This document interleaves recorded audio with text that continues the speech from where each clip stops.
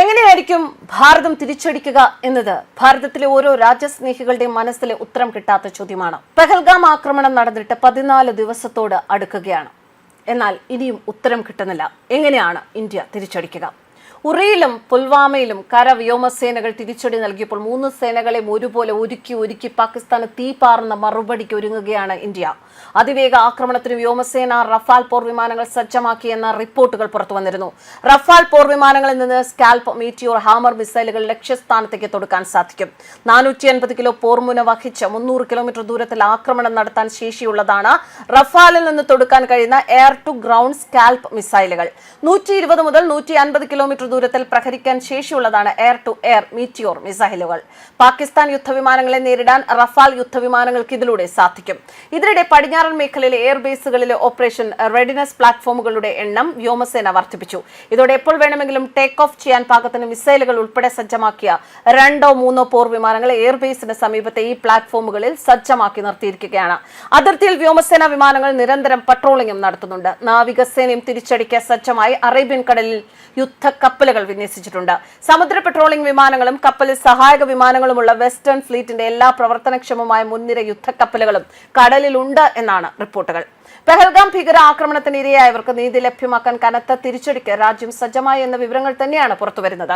സംയുക്ത സേനാ മേധാവി ജനറൽ അനിൽ ചൌഹാൻ, 3 സേനാ മേധാവികൾ എന്നിവരുമായി പ്രധാനമന്ത്രി നരേന്ദ്രമോദി പ്രത്യേകം നടത്തിയ കൂടിക്കാഴ്ചകൾ കഴിഞ്ഞ ദിവസമാണ് പൂർത്തിയായത്. അതിനിടെ പാകിസ്ഥാനിലേക്കുള്ള ചെനാബ് നദിയിലെ നീരൊഴുക്ക് തടയാൻ ബാഗ്ലെഹർ അണക്കെട്ടിൽ ഷട്ടർ താഴ്ത്തി. വ്യോമസേനാ മേധാവി air chief marshal Amarpreet Singh കഴിഞ്ഞ ദിവസം പ്രധാനമന്ത്രിയുടെ ഔദ്യോഗിക വസതിയിലെത്തി തയ്യാറെടുപ്പുകൾ വിശദീകരിച്ചു.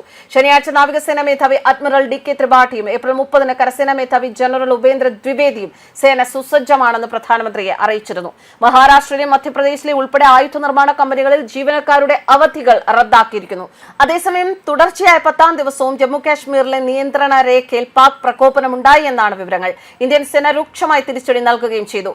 പെഹൽഗാം ഭീകരാക്രമണം നടന്നതിന് ശേഷമുള്ള ഏറ്റവും രൂക്ഷമായ ഏറ്റുമുട്ടലാണ് ശനിയാഴ്ച അർദ്ധരാത്രിയും ഞായറാഴ്ച പുലർച്ചെയും സംഭവിച്ചത്. കുപ്വാര, ബരാമുള്ള, പുഞ്ച്, രജൌരി, മെന്ധർ, നൌഷര, സുന്ദർബനി, അബ്ദുർ മേഖലകളിലായിരുന്നു കനത്ത ഷെല്ലിംഗ് നടന്നത്. പാകിസ്ഥാൻ ഇത്തരത്തിൽ പ്രകോപനം തുടരുന്നതിനിടെ മുൻ പാക് പ്രധാനമന്ത്രി ഇമ്രാൻഖാന്റെയും Pakistan Peoples Party chairman Bilawal ഭൂട്ടോയുടെയും എക്സ് അക്കൗണ്ടുകളും ഇന്ത്യ നിരോധിച്ചു. പാക് സിനിമാ താരങ്ങളായ ഹാനിയ അമീർ, അലി സഫർ, ഗായകൻ റാഹത്ത് ഫത്തേഹ് അലി ഖാൻ തുടങ്ങി 10ൽ പരം താരങ്ങളുടെ ഇൻസ്റ്റഗ്രാം അക്കൗണ്ടുകൾ വിലക്കിയിട്ടുണ്ട്. ബൈസരൻ ഭീകരാക്രമണ ദിവസം അവിടെ കട തുറക്കാത്ത വ്യാപാരിയെ കസ്റ്റഡിയിലെടുത്തു. വനത്തിൽ ഭീകരർ തങ്ങിയ സ്ഥലവും ഭക്ഷണശേഖരവും കണ്ടെത്തി.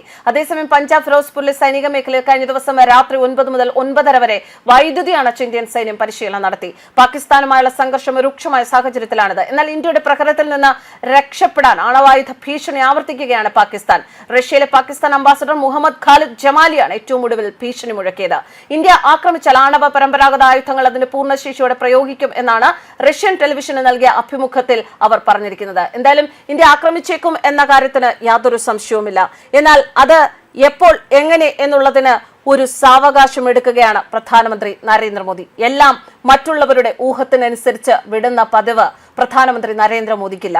ഇതിനു മുമ്പുള്ള എല്ലാ അനുഭവങ്ങളും അങ്ങനെ തന്നെയാണ്. പക്ഷേ ഭാരതത്തിലുള്ളവർ ഉൾപ്പെടെ ആലോചിക്കുകയാണ്, എന്താണ് ഇത്ര തണുത്തു നിൽക്കുന്നത്, ഇനിയും തിരിച്ചടിക്കാൻ സമയമായില്ലേ എന്ന്. എന്നാൽ മൂർച്ച വരുത്തുകയാണ്, ഒരു പാളിച്ച പോലും വരാതെ ഇനി ശത്രു തല പൊങ്ങാതിരിക്കാനുള്ള അവസാന അട്ടിക്കായി. News desk കർമാൻസ്.